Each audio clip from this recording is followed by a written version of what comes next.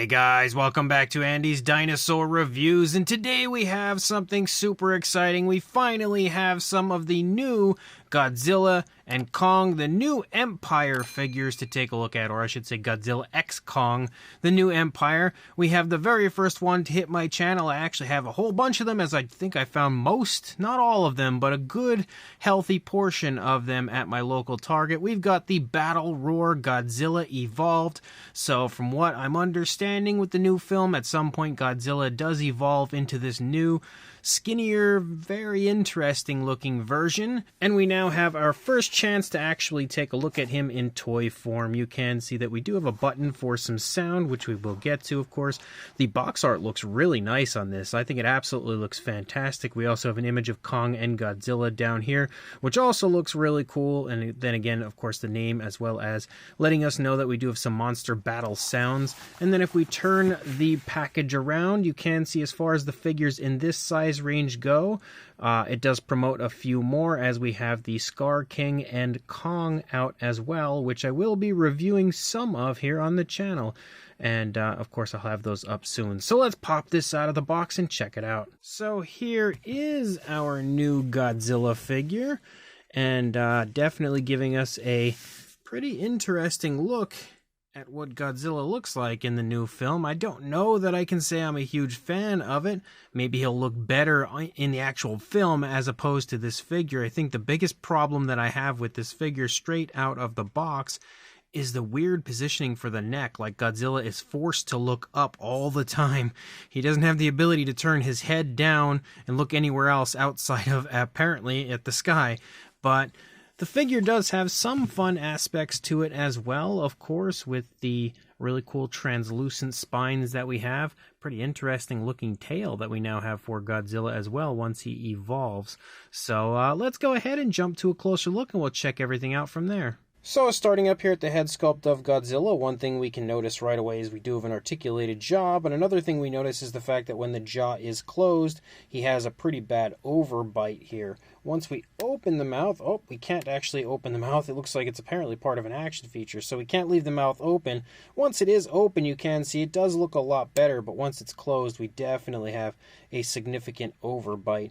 For the mouth itself, you can see the teeth look okay, but they're very small, so the paint looks slightly sloppy, slightly jumbled as you move around the, gum line and everything in the jawline. You can see, like right here, you can see that the paint has run up onto the upper jaw, but the teeth are super small. You can see them there within my finger, in front of my finger, showing you how small they are. We do have a pinkish tone for the inside of the mouth. If I could keep the mouth open, we actually have a red, it looks like, and then a pink tongue, and no paintwork on the inside of the mouth on the upper side.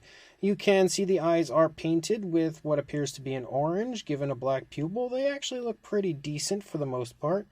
It's hard to tell if he's actually looking at us correctly or not, because it kind of lost focus, but I think they look okay, not too bad.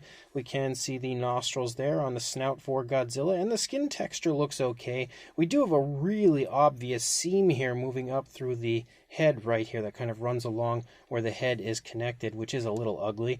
The neck gets super big and bulky on this new version of Godzilla. The detail looks okay, but I will say it kind of has a slightly muted sort of a look to it that I'm not a big fan of, but it doesn't look bad. I do really quite like the translucent spines up here. I think it looks very cool, and I like how we start out with this dark pinkish tone and transition out to a lighter pink as we move out there toward the ends of the spines. And again, the actual fine detail within the spines does look really nice. It definitely has a very highly detailed look to it for what it is. As we move down here a little further into the body, the majority of the body is a hard plastic. You can see a very obvious button. Not a huge fan of the button, especially because it does extend out from the body.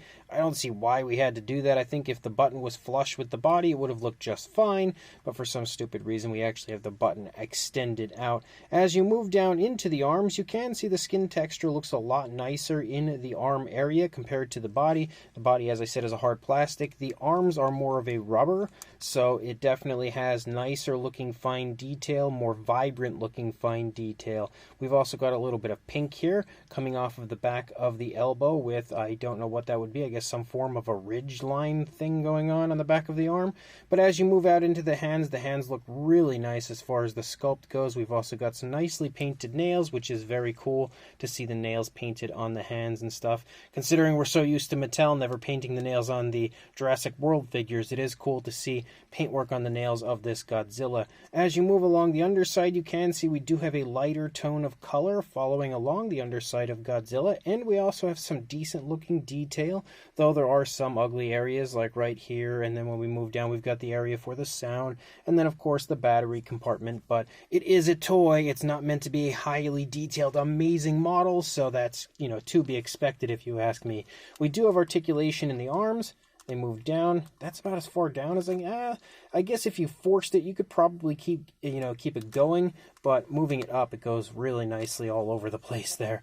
As you continue to move down here through the course of the figure, we lead down into the legs. We've got a whole bunch of little osteoderms and stuff right there. Scoot-like scales moving down through the course of the legs, some more kind of like lines of scoots following down along the side right there. The legs are very shiny for some reason. The body has a slight shine to it as well, but the legs seem a bit more shiny. Unlike the arms, which are a rubber though, the legs are a plastic. But as we move down, you can see they look pretty decent for what they are. Decent looking foot sculpt as well. You can see what the toes of Godzilla look like now on this newest evolved version. We also have painted nails, and they are actually painted really nicely. There's no paintwork for the undersides of the nails, unfortunately, but up here they are very nice and precise as far as that paintwork goes. Moving back into the tail, we do have an area here where we can articulate it. We can swivel the tail, kind of move up and down, left and right a little bit. You definitely have some mobility with the figure, but mostly it's a swivel. We actually also have articulation in the legs, which can go, that's about as far back, but they can go pretty high. Same for the opposing leg. Definitely have some nice mobility over there. But after you leave that area and you lead out into the tail, you can see we lose that translucent look. For the spines, we now just have that dark pink like we see on the elbow up here. As you lead out, you can see that that pink is pretty much overtaking the entire upper side of the tail of Godzilla. And we also have some of the, darker, like grayish tones here for some of the spines running off the back of the tail. The tail is a rubber, just like we feel up here in the arms. It's that same type of, a rubbery feel. And again, you can see the difference in the detail. I think it looks a lot more crisp, a lot better moving out here into the tail. Still not incredible, but decent. And you can see that the spines continue to have the pinkish tone leading all the way out into this very interesting new tail for Godzilla. And everything I think looks quite nice. We also have this lighter tone running along the entire underside, leading almost the entire way out there through the course of the tail. And then after you look at the opposing side, you can see everything's pretty much going to look the same over here. No real big differences from one side to the other side or anything like that I'm noticing, except for the positioning of the legs is a little bit different. But overall, for the most part, it looks the same, I would say, on this side. And of course, the positioning of the tail as it is turning a little bit of a different way compared to the initial side. But again, it's pretty much what I expected for these toys. It's not the greatest thing in the world, but it's pretty fun. As far as our action feature and sounds go,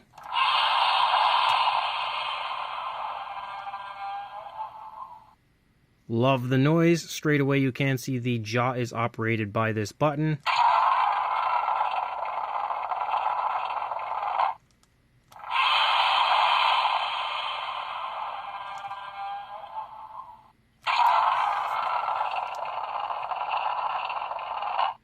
So it looks like we've only really got two different sounds for the figure. Nothing else going on outside of those two different noises. As far as a size goes, for a height, you are looking at, I would say, roughly in the 7-inch range or around 17.5 centimeters. And for a length from the tail to the snout, about 10 1/4 inches or 26.5 centimeters. For a size comparison, We have Mr. Papo T-Rex, the Attack Pack Colovosaurus, Robert Muldoon, and the Collect A Human Being next to our Godzilla, which you can see is quite a bit larger, quite a bit taller at least, than the Papo T-Rex. Then here we have a comparison with the Roaring Godzilla that we had from the very first Godzilla vs. Kong next to the newer version. And I guess now I understand why this Godzilla is looking up, since I forgot it is the Roaring version, so it would of course be like, I guess, roaring up into the sky.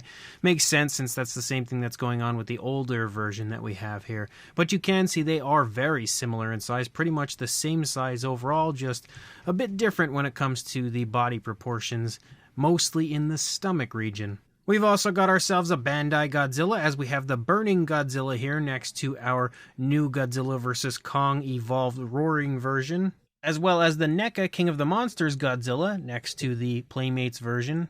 And then we've got one of the Hiya Toys Godzillas, the Burning Godzilla here next to the newest Playmates, again, Roaring Godzilla, and you can see they are also pretty similar in size. So this brand new Playmates Godzilla X Kong, the new Empire, Battle Roar Godzilla Evolved, is pretty much what I expected it to be. It's a pretty nicely detailed figure. It's not an amazingly detailed figure. It does have a little bit of a muted look to some of the areas of the detailing. Again, the arms specifically have the best detail through the entire course of the figure.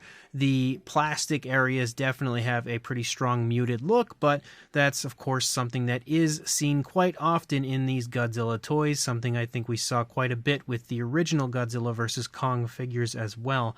The figure does still have a pretty cool look to it, especially when it comes to the translucent spines on the back. I think that was a really nice touch. Would have been cool to see a light up feature in those, but of course this is just the Roaring Godzilla, so I didn't really expect that. It does have some nice paintwork to it though, pretty smooth transitions, not really a whole lot going on, but what we do have does look nice. The only area where it really looks sloppy to me would be the teeth are a little bit sloppy, but they're not too bad. The articulation is also pretty decent, you know, nothing incredible, but it works as nice as you would expect it to, especially considering what these figures are. And the roaring feature is pretty fun. The jaw does articulate nicely when you do push the button. The button itself is a little obnoxious, even worse than it was on the older ones, where the button was just a little smaller and less obvious on the first version from Godzilla vs. Kong, whereas now the button's just a little bit bigger and a little bit more obnoxious. But again, they're just toys for kids, and of course us adult collectors get to enjoy them as well, so I can't criticize it too much. Overall, it is definitely a fun figure, and one that I'm pretty psyched to now finally have here to add to my collection. So if you are interested in grabbing one for yourself, head to your local Target, because that's where I found mine. And also like, comment, and subscribe, and I will see you in the next review. Thanks for watching.